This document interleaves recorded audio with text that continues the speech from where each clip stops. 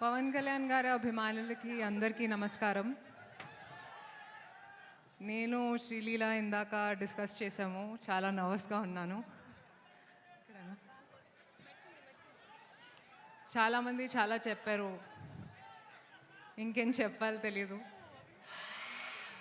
కానీ నా ఎక్స్పీరియన్స్ గురించి మీకు చెప్తాను.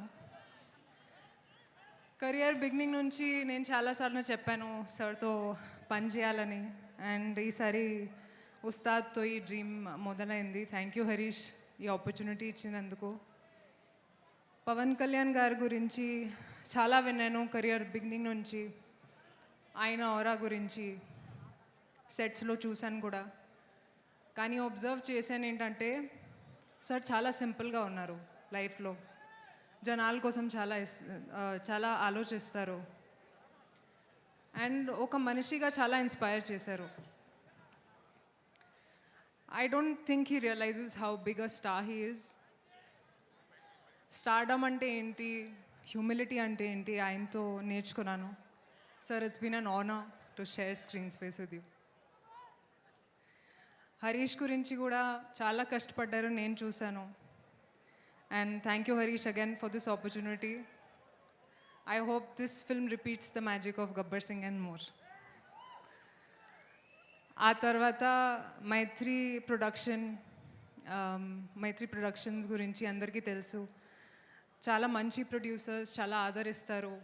And I hope to keep working with you guys in the future also sir. It's been a great experience. DOP బోస్కి కూడా థ్యాంక్ యూ. చాలా అందంగా చూపించినందుకు.